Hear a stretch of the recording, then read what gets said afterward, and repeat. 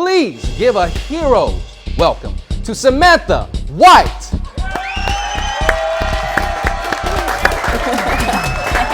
to see you.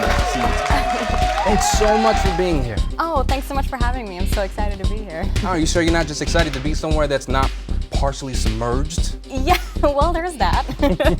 And I'm excited to be wearing some nice shoes for a change. What? Nice. Yeah. Okay, so first off, tell us, how is the situation in Greenview City? Good. Good. I mean, you know, as good as can be expected, right? There's still lots of people without adequate housing, and the infrastructure is just starting to get back into place. So, you know, it'll be a while before things go back to normal. Right, yeah, whatever that is. Well, we're all sending them our thoughts and prayers. Oh, well, thank you. I'll be sure to pass the message along. You have to. I hear cable is still out in Greenview City. Tell us about the GIS and how it's worked with Hurricane Wallace. Sure. We started tracking Hurricane Wallace as soon as he created his life cycle. As a critical part of the pre-disaster strategy, we used the GIS tech to predict the landfall point, the wind speeds, rainfall distribution, that sort of thing. So you're not just predicting the size and strength of the storm, but also the places that are most at risk. Exactly. But it's not enough to just look at the map and say, that's the location, like that's where the danger is. We stack additional information on top of that so that you can look at the model and know more about the location and be better prepared.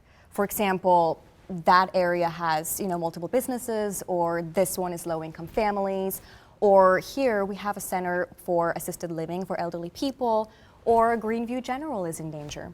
Golly gee, there's an active nuclear reactor here in the hurricane's path. Yes, and you know, that information really helps us figure out our response plans, as in who to evacuate first and when, how to best move and distribute assets, the safest and fastest evacuation routes. So you're looking into the future, like a psychic, but with data to back it up. Yeah, I wouldn't quite call it a psychic, but I see where you're going with this. Yeah, no, you know, natural disasters, they're pretty unpredictable. They don't like to stick to a script. Yeah, like my producer. Okay. So what happens after that? So once the hurricane makes its way into town, my team constantly updates our models with real-time information. So, for example, we can manage first responders with the most up-to-date information on evacuation routes. So where does all this data come from? Oh, anywhere we can get it. I mean, a lot of it is provided to us by FEMA or the National Weather Service, but you know, sometimes we just have to get creative. Like just now with Hurricane Wallace, we spent a lot of time looking at privately owned websites and social media. Wait, social media? For real? Wait, are you tracking memes and fake news? Oh, no fake news. No, this is real information about locations where people have been stranded or displaced. And, you know, experience has taught us that whenever something happens at a shelter or a hospital, it will just pop up on social media. They ran out of relief supplies. Oh, I'm calling, I'm giving them 1 star on Yelp. Actually, something like that, yeah. Oh, wow, okay. Yeah. So what about the recovery process? I mean, I'd imagine it's pretty similar. You're looking for damages and destroyed places, right? Like the spots that need attention. Yeah, that's right. So we can actually take aerial imagery and combine those with data that was collected during the hurricane to find out where we're going to have to focus our recovery efforts. See, I would think that aerial images would be enough. Like, am I crazy, or did that church used to have a roof? Sure, but I mean, the reason that the GIS tech is so very useful is that it can take those images and combine it with all sorts of data so that we can prioritize. Sure, I mean, that church might be missing a roof, but it's actually been abandoned for 15 years, and you know, the only ones that go there anymore are stray dogs and termites. Oh, those poor devout dogs. I mean, where would they go to pray? Well, maybe the GIS tech can even help us focus on saving the giant animal shelter in the center of town instead, you know? We can even use the GIS data to find lost pets around town. We'll make sure that our furry friends are safe too. See, I love how the biggest reaction you got all night was for saving the cuddly animals.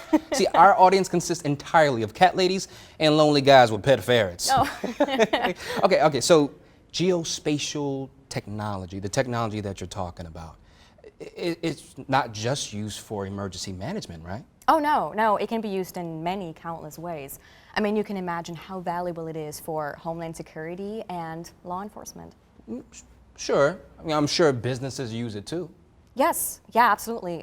Companies need to really consider business continuity after a disaster, but it's also very useful for just day-to-day operations, and finding new customers and new markets. So you're basically taking all the information, all the data that you can get together about whatever your focus is and creating models to illustrate how best to plan your next move. Yeah, that's right. Okay. Let me show you this. Okay, so the GIS is used to analyze, manage, and present geographical data. Like with the hurricane effort reliefs, we're trying to ensure that no matter who or what you care about, we're really trying to take action and making sure that they are safe and that they have everything they need and that they're taken care of for after the storm has passed. The GIS models that we're creating, they have literally saved resources, saved businesses, and saved lives. So what does the future of GIS look like? And can you predict that? Well, it's a field that is constantly evolving. I mean, I just look at the results of the past hurricanes and natural disasters, and it is terrifying, like the loss of life and infrastructure can really cripple a region for decades or longer. But it's a lot better now. I mean, we still cannot predict the future, like you said, but we're much, much better in understanding and knowing where we're vulnerable and really managing how to best use our resources. I mean, there's so much on the line there, and the fact that I can make a difference, that means the world to me. Well, I know I'm sleeping a little bit better knowing that you're out there doing what you're doing. Just don't spend too much time studying aerial images of my house. You're gonna see some weird stuff. Just a warning. Samantha White, everybody, GIS specialist and emergency management superhero. Thank you.